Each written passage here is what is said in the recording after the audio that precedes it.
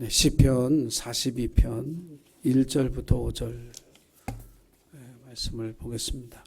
원래 본문 5절만 읽을까 했는데 1절부터 읽으면 더 좋겠다 그런 생각이 들어서 42편 1절부터 5절 말씀을 같이 읽었으면 합니다. 자, 성경을 찾으신 분은 성경, 글씨가 작아서 잘 안 보이신 분들은 화면으로 함께 우리 말씀 읽겠습니다. 1절부터 읽겠습니다. 시작. 하나님이여, 사슴이 시냇물을 찾기에 갈급함 같이 내 영혼이 주를 찾기에 갈급하나이다. 내 영혼이 하나님 곧 살아계시는 하나님을 갈망하나니 내가 어느 때에 나아가서 하나님의 얼굴을 배울까. 사람들이 종일 내게 하는 말이 내 하나님이 어디 있느뇨 하오니 내 눈물이 주야로 내 음식이 되었도다. 내가 전에 성의를 지키는 무리와 동행하여 기쁨과 감사의 소리를 내며 그들을 하나님의 집으로 인도하였더니 이제 이 일을 기억하고 내 마음이 상하는도다. 내 영혼아, 내가 어찌하여 낙심하며 어찌하여 내 속에서 불안해하는가.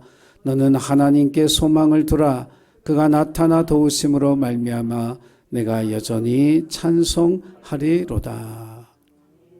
한번 따라하겠습니다. 너는 하나님께 소망을 두라. 아멘. 네, 오늘 설교의 제목입니다. 시편은 이 배경을 알고 읽으면 좀 잘 이해가 되고요.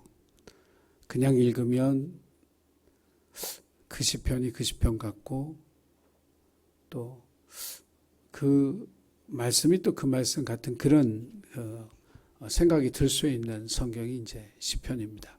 그래서 시편이 설교자들에게 설교하기가 되게 어려운 그런 본문 가운데 하나입니다.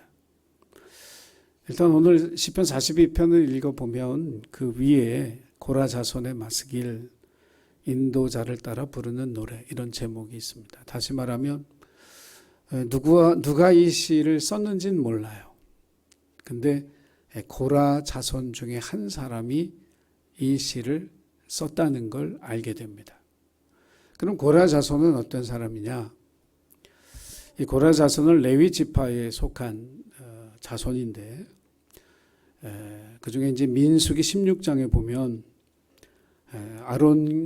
아론을 제사장으로 임명하고 모세와 아론이 민족을 이끌어가며 하나님 앞에 드리는 제사를 주관하는 것에 대해서 불만을 풀었던 일당들이 있습니다.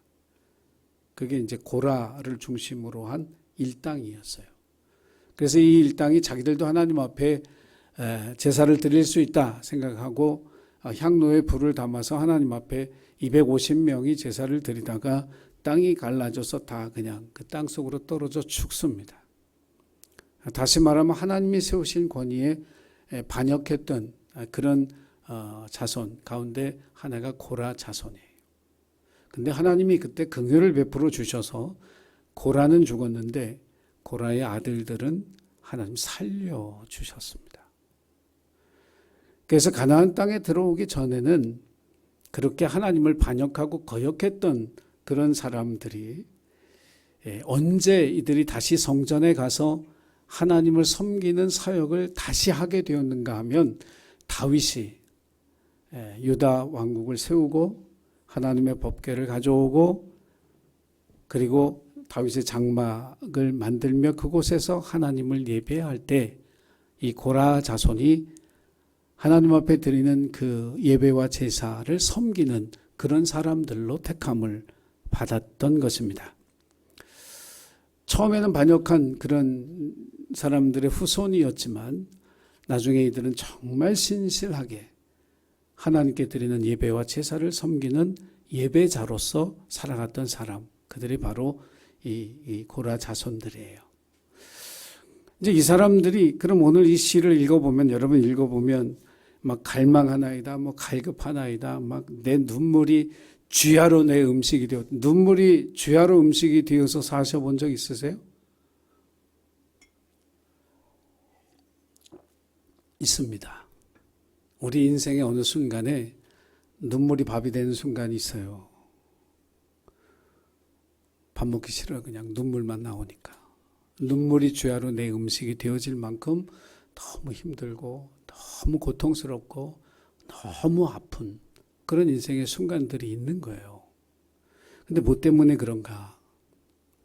하나님을 성소에서 섬기던 그런 예배자로서의 삶이 지금 멈춰진 거예요.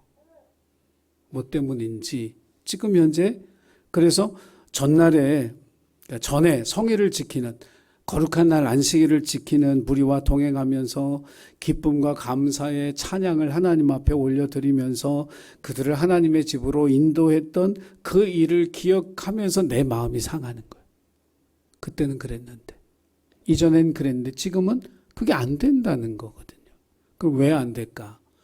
이 시편 42편의 배경이 뭐냐면 압살롬의 반역 때문에 다윗이 왕궁에서 쫓겨나서 피난 유대 광야길을 밤새도록 머리도 풀어 헤치고 맨발로 도망갈 때 다윗을 보좌하고 함께 따라갔던 사람들이 이 고라 자손이에요. 쫓겨나서 그곳에서 이게 언제까지 이렇게 될까? 압살롬의 군대가 언제 쳐들어와 우리를 죽일까? 그 두려움 속에서 그 옛날 정말 그 다윗의 장막에 하나님 앞에 기쁨으로 감사로 찬양하며 그리고 제사 드리고 예배 드렸던 그때를 생각하면서 지금 막 내 눈물이 주야로 내 음식이 되고 내 마음은 상하고 그러면서 이제 5절에 그럼에도 불구하고 뭐예요? 너는 하나님께 소망을 두라. 이렇게 믿음으로 고백하는 거예요. 그러니까 이 시편 42편이 참 귀한 말씀입니다. 그래서 저와 여러분이 오늘 이 말씀을 통해서 하나님께 소망을 둔다는 게 뭔가 이것에 대해서 함께 말씀을 통해 묵상하고 하나님 주시는 음성을 듣고 은혜 받는 시간이 되기를 주의 이름으로 축원합니다. 하나님께 소망을 둔다는 말은 뭐냐면 하나님의 섭리를 내가 믿는다 이런 뜻입니다. 하나님의 섭리를 믿는다는 거예요. 여러분 하나님의 섭리는 뭐냐면 하나님의 감추어진 뜻입니다. 그러니까 섭리라는 건 사람의 눈에 안 보여요. 사람은 보여지는 걸로 판단을 하거든요. 그래서 일이 잘 되면 하나님 나에게 복 주시나 보다. 일이 잘못되면 하나님이 내 기도를 안 들으시네? 이렇게 생각한단 말이에요. 근데 여러분 하나님의 섭리는 인간의 눈에 보이지 않아요. 우리는 단편적인 것을 보지만 하나님은 긴 인생에서 보잖아요. 요셉이 형들이 파놓은 구덩이에 빠졌을 때 나 이제 죽었다. 그 요셉의 생각이잖아요. 근데 하나님은 미디안 상인들을 통해서 17살 먹은 요셉을 구원해서 애굽에 보내고 애굽에서 30살의 총리가 되어지게 하는 하나님의 섭리, 인도하신 그 계획을 가지고 있었다는 거예요. 근데 하나님께서 때로 왜 우리 인생에 우리가 원하지 않는 일들을 주시냐. 여러분 아들 압살롬이 쳐들어왔을 때 하나님께서 무능해서 또 혹은 다윗을 지킬 힘이 없어서 압살롬에 의해서 쫓겨난 것이 아니라는 거예요. 악한 사람을 통해서 징계하시고 경계하시면서 하나님의 이루실 뜻이 있다고 믿는 것이 하나님의 섭리를 믿는 거예요.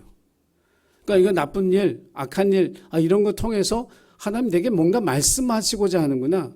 나를 뭔가 바로 잡고자 하시는구나. 라고 하는 걸 이걸 깨닫는 것이 하나님의 섭리를 믿는 거라고 하는 거예요. 사람이라고 하는 존재는요. 현재가 평안하면 현실에 안주합니다. 특별히 그리스도인들이 평안한 삶을 살면 가장 빠지기 쉬운 함정이 뭐냐면 현실에 안주하는 신앙인이 되고 말아요. 기도 간절하게 안 합니다. 말씀을 보면서 은혜 받으려고 안 합니다. 예배가 게을러집니다. 봉사도 게을러집니다. 그렇게 되어져 가요. 왜? 현실이 안정돼 있고 평안하기 때문에. 그런 때 하나님은 가끔 이 환경의 변화를 통해서 우리에게 네가 지금 나하고 어떤 관계에 있는지 네가 살펴봐 라고 하는 사인을 주시는 거예요. 그러니까 우리에게 어떤 일이 일어난다라고 하는 거, 우리가 기대하지 않았고 우리가 전혀 원하지 않는 어떤 일들이 우리에게 일어나고 있다라고 하는 말은 하나님이 야, 너 나하고 관계가 어떤지 네가 살펴봐. 네가 정말 나를 사모하는, 은혜를 사모하는 그런 갈망으로 살고 있는지, 내가 너에게 준 그 약속을 확신하며 의심하지 아니하고 붙들고 살아가고 있는지, 네가 내 삶 속에서 나와 동행하고 있는지 이걸 돌아봐. 이 사인이거든요. 하나님이 힘이 없어서 다윗을 왕궁에서 쫓아내신 것이 아니라, 다윗아, 네가 지금 나하고 어떤 관계에 있는지 네가 살펴봐. 이 사인을 하나님이 주시기 위해서 아들 압살롬의 반역을 통해서 다윗을 왕궁 밖으로 쫓아내는 거죠. 이 세상의 모든 피조물들은 고통받는 걸 싫어합니다. 아니, 어떤 사람이 고통받는 걸 좋아하겠어요. 그런데 모든 피조물들은 고통에서 벗어나고 싶어 하지만 하나님이 사람을 다르게 지으신 것은 뭐냐면 그 고통의 의미를 생각할 줄 아는 존재, 이것이 사람이에요. 하나님과의 관계 속에서 이 고통의 의미는 뭘까? 이것을 생각하게 하는 것, 이것이 하나님의 섭리예요. 그래서 하나님께 소망을 둔다는 것은 오늘 일어난 모든 일들, 이 고라자손에게 일어난 이 모든 일들은 눈물이 죄의 음식이 되어질 만큼 절망적인 상황이지만, 모든 것을 다 잃어버린 것 같은 상황이지만, 이 시인이 믿는 것은 뭐냐면 이것을 통해서 나에게 말씀하시고 이것을 통해서 내게 회복시키셔야 할 것이 있다라고 하는 것을 믿는 거예요. 여러분, 그 믿음을 우리가 지키고 붙들고 있는 것이 하나님께 소망을 두는 삶이다. 여러분, 이것을 기억하시기를 주의 이름으로 부탁을 드립니다. 두 번째로, 하나님께 소망을 두는 삶은 은혜로 자신의 삶을 채우는 갈망이 있어야 되는 거예요. 하나님께 소망을 둔다? 난 하나님의 은혜로 사는 사람이야. 하나님의 은혜로 내 삶을 채우기를 원해. 내 마음을 채우기를 원해. 이것이 하나님께 소망을 두는 사람의 삶의 실제적인 모습이에요. 사람은요, 모든 걸 갖춘 환경을 살고 싶어 해요. 돈도 부족함이 없고, 어떤 가구나 어떤 삶의 어떤 환경들, 정말 좋은 것들 다 갖추고 싶어 하죠. 세상에서 성공하고 싶어 하고, 명예를 얻고 싶어 하고, 맛있는 음식 먹고 싶어 하고, 미래가 불안하지 않고 두렵지 않고 보장되어진 그런 삶의 조건을 갖추고 살고 싶거든요. 그런데 여러분, 다윗이 왕이잖아요. 왕궁에 살았잖아요. 뭐가 부족할까요? 우리가 원하는 모든 환경을 다 갖춘 것을 다윗의 왕궁의 삶이라고 생각하면 돼요. 그런데 하나님은 다윗에게 없는 걸 봤어요. 삶의 환경이 다 갖춰지고 모든 게 다 풍족하고 넉넉해지니까 뭐가 없어지냐면 은혜를 갈망하는 마음, 하나님의 은혜를 잊어버리는 거예요. 원래 다윗은 자기가 왕이 되고 싶었던 사람이 아니라 하나님 마음에 들고 싶었던 사람이잖아요. 그게 인생의 가장 중요한 목표였던 사람이 어느 순간서부터 그 왕위를 지키고 싶은 거예요. 왕권을 누리고 싶은 거예요. 더 많은 군대를 가지고 싶은 거예요. 더 많은 영토를 가지고 싶은 거예요. 더 많은 재물을 모으고 싶은 거예요. 핑계는 하나님의 성전을 짓는 걸 준비한다는 거지만 결국 자기 만족으로 자기의 삶을 채우고 싶어 하는 거예요. 이건 하나님께 소망을 두는 삶이 아니에요. 그래서 하나님 왕궁에서 쫓아버리는 거예요. 너 가지고 살아가는 네가 만족하고 행복해하고 좋아했던 모든 거, 그래, 내가 한 번에 싹 치워줄게. 너 아들한테 쫓겨서 망신 한번 당해봐. 맨발로 한번 걸어봐. 머리 풀어헤치고 미친놈처럼 그렇게 그 밤에 피난 가봐. 어떤지. 내가 이런 하나님이야 라는 걸 가르쳐주는 거예요. 네가 정말 네 삶 속에 필요한 건 뭘까? 왕위를 굳건하게 하는, 군대의 수를 많이 늘리는, 재물을 많이 갖는, 그게 아니라 나의 은혜를 필요로 하는 존재. 그것을 갈망하는 마음으로 살아가는 존재가 되라는 거예요. 그래서 저와 여러분의 삶 속에 하나님께 소망을 두는 삶이란 뭐냐? 하나님의 은혜로 내 마음, 내 삶을 채우겠습니다. 목마른 사슴이 시냇물을 갈급해하는 것과 같은 그런 마음으로, 하나님의 은혜를 갈급해하는 마음으로 살아가는 그 삶이 하나님께 소망을 두는 삶이라고 하는 사실을 여러분 기억하시고, 은혜를 얻는 일에, 은혜를 구하는 일에 혈안이 되시기를, 돈 버는 일에 혈안되지 마시고 은혜 받는 일에 혈안이 되시는 그런 우리 예수님께 모든 가족들이 되기를 주님의 이름으로 축복합니다. 기도하겠습니다. 사랑의 주님, 하나님의 섭리를 믿는 믿음을 우리에게 주셔서 지금 닥쳐 있는 어렵고 아프고 힘들고 고통스러운 이 일들을 통해 내게 말씀하신 주님의 음성에 귀 기울이게 하시고 그 주님의 뜻을 깨달아 회복과 치유와 또 하나님의 사람으로 다시금 바르게 서는 저희들 되게 하여 주시옵소서. 자기 만족으로 내 삶을 채우던 어리석은 삶을 회개합니다. 주님의 은혜를 갈망함으로 내 삶과 내 마음 채워가며 살아갈 수 있는 진정으로 하나님께 소망을 두는 거룩한 하나님의 자녀 되게 하여 주옵소서. 감사드리며 예수님의 이름으로 기도했습니다. 아멘. 네, 이제